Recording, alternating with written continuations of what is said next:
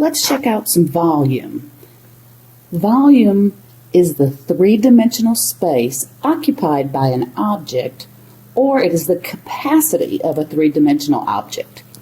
So I have some basic objects here. When working with volume, you've got your cube, maybe a rectangular box, cylinder, maybe a sphere. Now, which of these formulas do you need to memorize? You need to know the volume of a cube and the volume of a rectangular box. Length times width times height. We just add a third dimension to our square when we're working with area. See, area, length times width. Well, sometimes it's length times width times depth. When you add a third dimension, you have a third variable. So length, width, height for a rectangular box. A cube is basically the same thing. You've got a length, you've got a width, you've got a depth or a height, but it's called S cubed because each side is the exact same size. So it's an S, an S, and an S. So those you need to know. If you have to work with a cylinder or a sphere, I will give you those two formulas. So let's go ahead and calculate some volume. Okay, so let's take a look at this cube, sometimes called a cuboid. Interesting. Okay, so we have this cube. It's three-dimensional. We have a 15 centimeter by 30 centimeter by 50 centimeter cuboid, or basically it's a rectangular solid. So let's find the volume, and we know it's length times width times height. We just need to multiply those three values out. So we've got a 15 times a 30 times a 50, and let me find that value. 15, 30, and 50, so that gives me 22500, so 22,500, but don't forget, we got to have units. The units on your volume results have to be in cubic units because we're multiplying three dimensions here. A centimeter times a centimeter times a centimeter.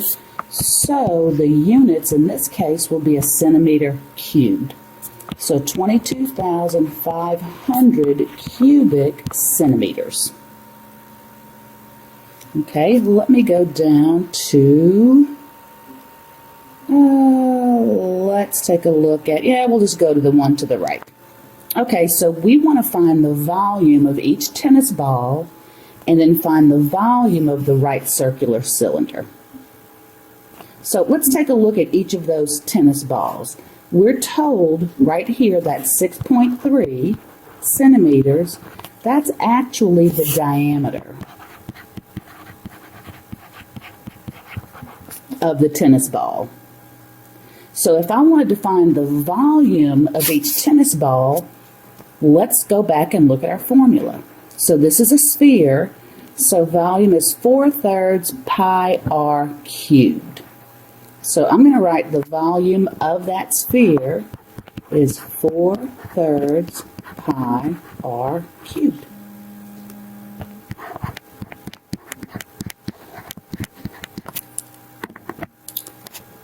R in our formula is the radius. What they've given me here is the diameter.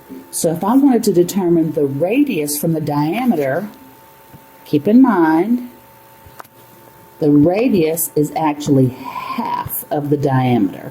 So the diameter is all the way across. The radius is half the diameter.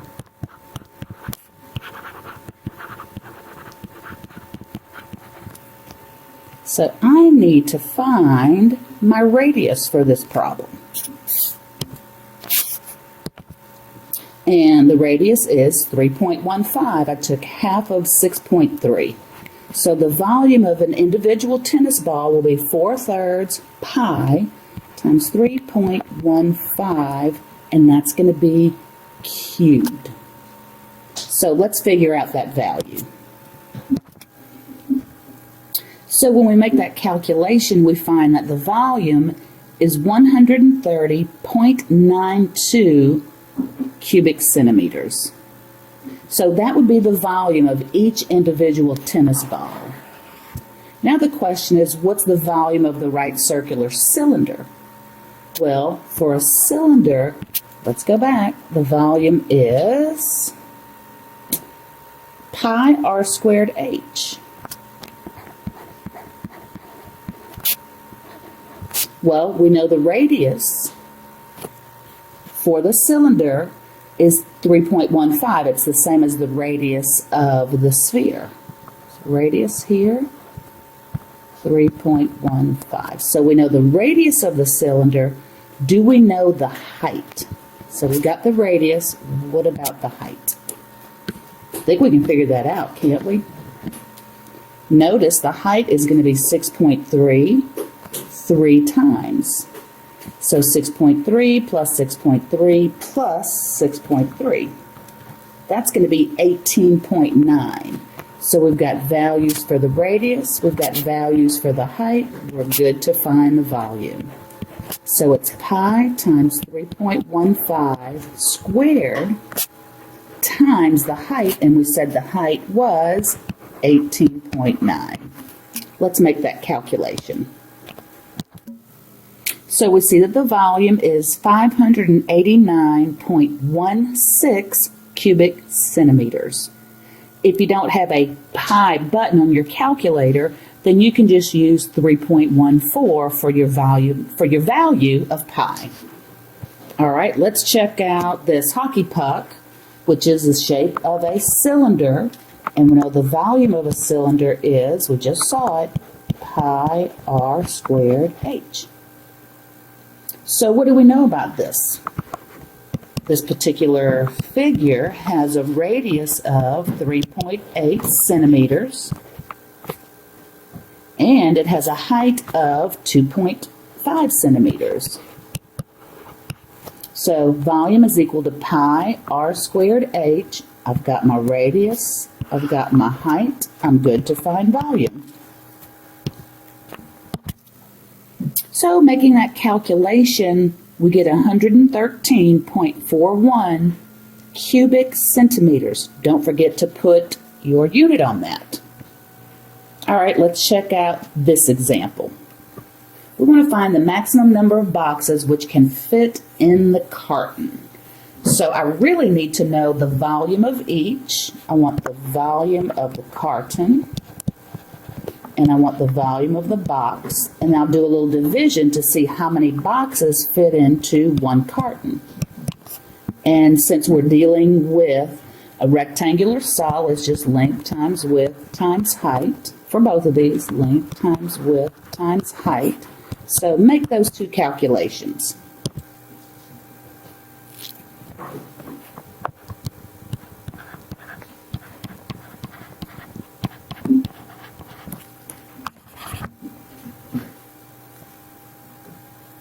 How many boxes can fit in that carton? So we'll take the volume of the carton and divide it by the volume of the box. And when I do that, I end up with 160 boxes will fit in that carton. All right, let's check this last one out. We've got a cube or a rectangular solid, and we've got a volume. Let me just pull the volume formula up. Length times width times height. And I know that the volume is 80, the length is 5, the width is 2. The question is, let's find this height. So actually there's a little bit of algebra in here. We've got 80 is equal to, I can multiply the 5 times 2, which gives me 10, and that's 10 times h. How do I solve this for h? Since it's 10 times h, to get rid of the 10, I would do the opposite of multiplication, which is division. I would divide both sides by 10. So I come up with a height equal to 8, but I need a unit on that. Since everything is in inches, I'm assuming the height is 8